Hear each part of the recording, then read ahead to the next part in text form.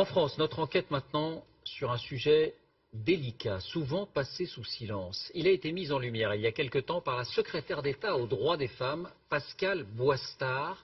Il y a sur notre territoire des zones où les femmes ne sont pas acceptées, a-t-elle déclaré à nos confrères de Marianne. De quoi s'agit-il? D'une révolution discrète, se promener seule en jupe, prendre un café sur une terrasse. Aujourd'hui, des associations prennent le relais, elles alertent sur ces quartiers où les femmes deviennent indésirables dans l'espace public. Regardez l'enquête de Caroline Sins et Brice Bobby. Regardez ces images, des terrasses de café, des rues. Elles ont un point commun, les femmes semblent effacées. Dans certains quartiers populaires, les hommes occupent les lieux et les femmes subissent. Dans cette banlieue parisienne, nous suivons deux militantes de la Brigade des mères. Nadia Remadna et Aziza Saya se battent pour la liberté des femmes dans ces quartiers. Pour nous montrer la réaction des hommes, elles filment dans un bar en caméra cachée. Dès l'entrée, on leur demande pourquoi elles viennent. Madame, on cherche quelqu'un. Un monsieur? Dans ce bar, que des hommes, pas très accueillants.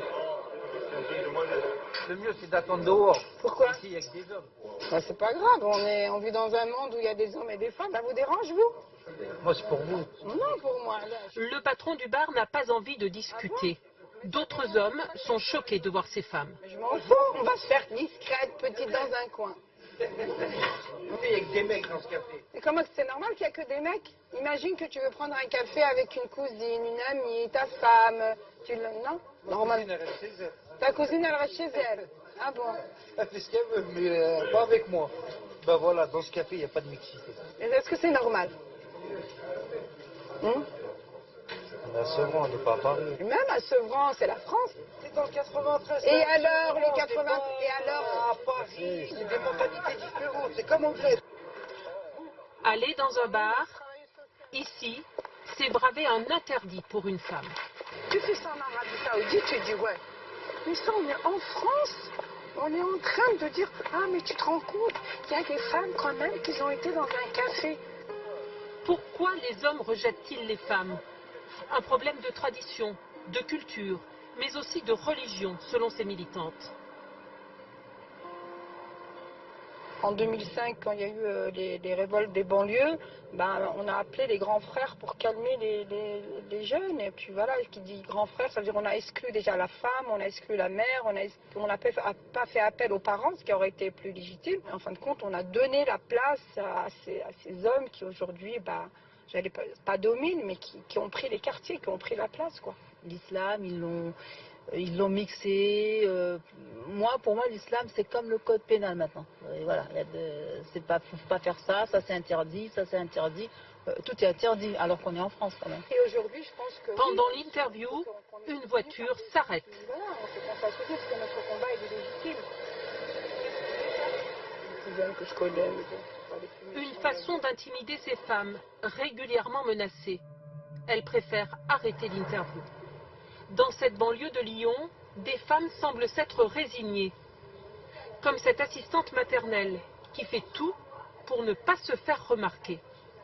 Je mets des vêtements sombres, des pantalons, pas de jupe, pas de maquillage, déplacé, de rouge à lèvres rouge, c'est pas possible. Voilà. On s'efface, on essaie de s'effacer, d'être le plus discret possible. Pourquoi? Parce qu'on a peur, tout simplement. À Rieux-la-Pape, 20% de chômage, de nombreux commerces fermés. Les maîtres des lieux sont de jeunes hommes. Peu de femmes dans la rue et notre caméra n'est pas la bienvenue. Allez, on y va les filles, on va faire quelques commerces. Des femmes ont pourtant décidé de se battre. Régulièrement, elles organisent des marches. Habitantes du quartier, de tous bords politiques, elles veulent reprendre leur place, s'imposer. Comme dans ce café fréquenté uniquement par des hommes. On est cette notion de convivialité, oui. voilà, Oui. de convivialité, parce que c'est important dans une ville. Oui. Que ça se mélange, qu'il n'y ait pas un endroit où on passe voilà, comme ça. Il faut que tout le monde soit à l'aise, et puis aussi qu'ils amenez vos femmes, enfin. Embarrassé, le patron se défend. J'accepte tous les clients. J'ai pas de problème avec les femmes, ni avec les hommes, ni avec tout le monde. Mais ici, aucune femme. La priorité de l'organisatrice des marches, c'est de convaincre les habitantes musulmanes de participer.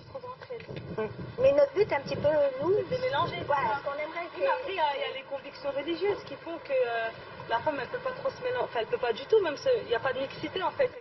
Sous le regard des hommes du quartier, difficile de parler librement. En plus, on parle, ils sont pas contents parce qu'ils nous regardent de travers. Voyez où votre fille boire un café là? Certaines femmes ne comprennent pas l'intérêt de la démarche. Mais moi, je ressens pas le besoin, comme vous disiez, madame.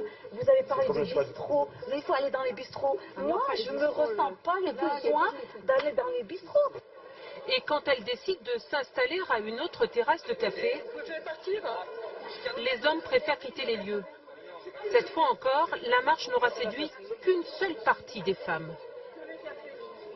Il n'y a pas beaucoup de femmes musulmanes, elles trouvent l'idée très bien, mais elles ne nous suivent pas. Pourquoi? Bah ça, je sais pas. Hein. Ça, je sais pas, peut-être, je sais pas. Comme à Rieux-la-Pape, des femmes s'organisent un peu partout en France et marchent à la reconquête de l'espace public. Un combat qui ne fait que commencer.